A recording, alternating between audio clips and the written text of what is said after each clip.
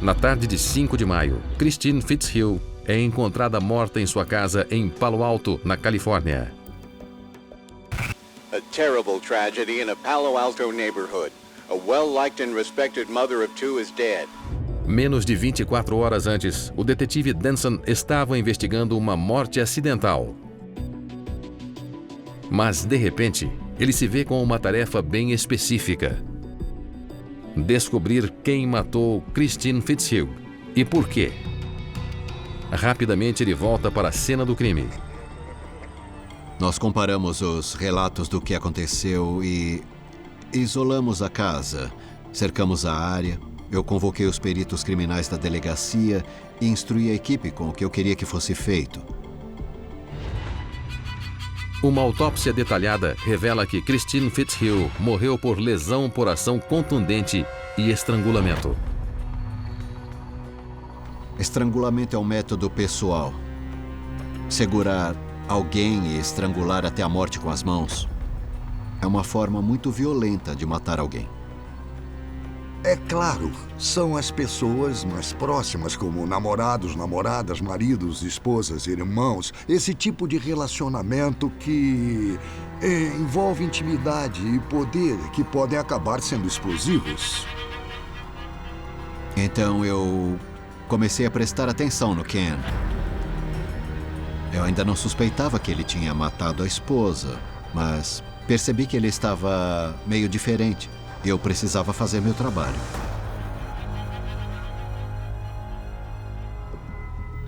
A primeira tarefa do detetive Denson e do promotor público Fletcher é estabelecer a linha de tempo da morte.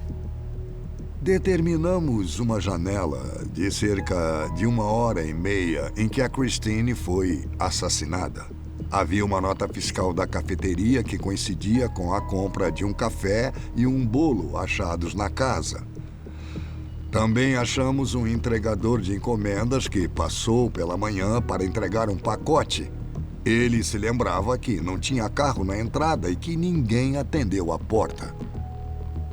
Então a gente soube que ela não estava em casa naquela hora. Também era de conhecimento a hora da chamada para a emergência.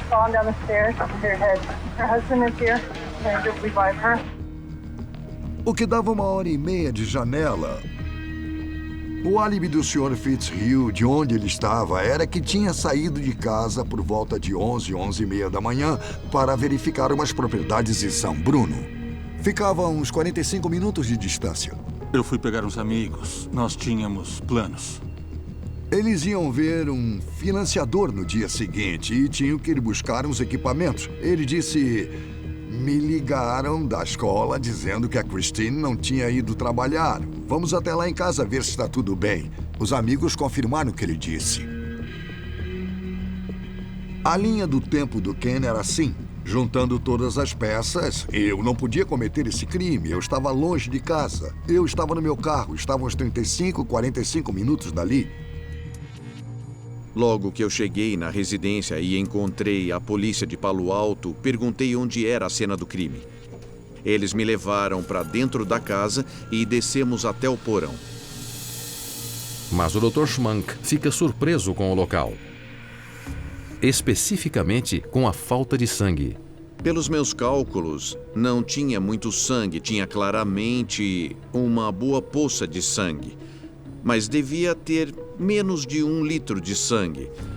Pela quantidade de lacerações, pelos cortes na parte de trás da cabeça, tinha muito pouco sangue.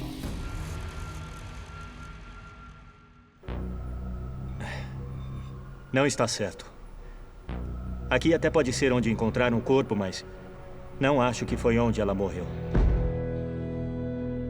Luminol é uma substância que reage com a substância M do sangue. O sangue tem hemoglobina, que é constituída de M, e o luminol reage com isso. Essa reação resulta na emissão de luminescência, de uma luz. A cor, ou a luz, é meio azul.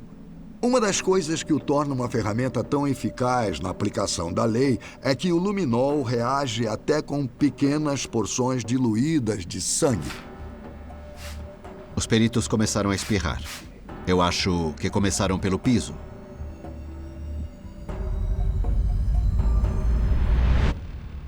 E ele brilhou. Ele acendeu na sala como uma lâmpada. Foi aqui onde ela foi morta. Foi fenomenal. O sangue brilhou tão forte, foi tão chocante.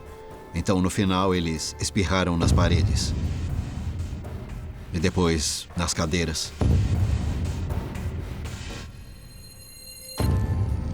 Encontramos o que pareciam ser marcas de arrasto, indo para a escada.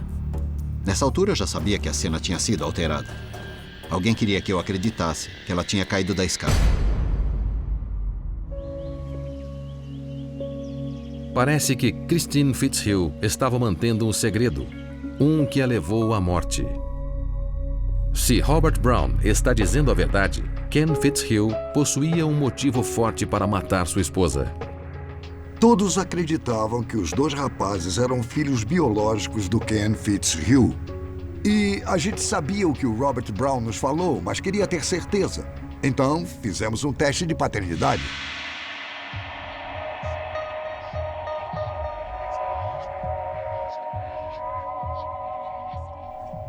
Obrigado por vir. Eu sei que é uma hora muito difícil para você. Eu não entendo. Por que você precisa do meu DNA? Há uma possibilidade de que seu pai não seja seu pai biológico. Foi um interrogatório muito difícil de fazer. Ele não tinha feito nada de errado e a mãe dele tinha morrido. Toda a pressão da imprensa estava acabando com o seu mundo. E ele queria saber o que é que está acontecendo.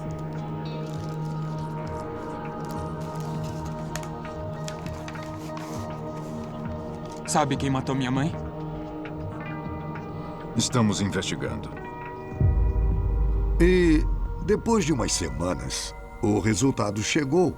E o Robert Brown foi confirmado como o pai biológico do filho mais velho. Eu acho que o Ken não queria que ninguém soubesse. Ele deve ter ficado com muita raiva. O segredo de 20 anos de Christine seria certamente exposto. Agora que sabem que Ken Fitzhugh tinha um motivo claro para matar a esposa, os detetives analisam melhor o seu álibi. Denson compara a versão de Ken dos eventos com seus registros telefônicos. Apesar de Ken dizer que estava a 45 minutos de distância, os registros mostram que ele estava em casa. Onde e quando Christine foi assassinada? Eu acho que o que ele não gostou na época foi que a tecnologia da telefonia celular podia mostrar, na verdade, onde ele estava. Nós tínhamos mais do que a causa provável para concluir que o Ken tinha matado sua esposa, Christine. Em 19 de maio de 2000, Ken Fitzhugh é preso pela polícia de Palo Alto.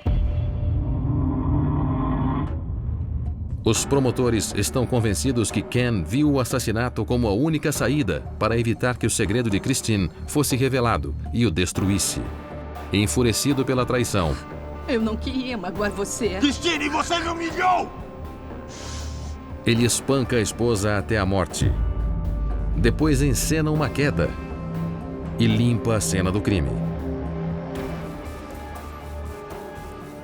E depois, Ken ainda finge ser um marido perturbado para a polícia.